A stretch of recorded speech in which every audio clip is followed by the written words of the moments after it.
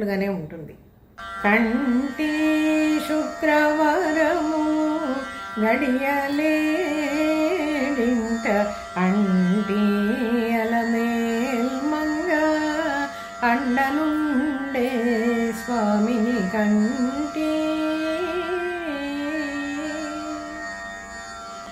సొమ్ములన్నీ కడబెట్టి సొంపుతో గోణము కట్టి కమ్మని కదంబము కప్పు పన్నీరు చెమ్మతోనూ వేష్టువాలు రొమ్ము తాళముల జుట్టి చెమ్మతో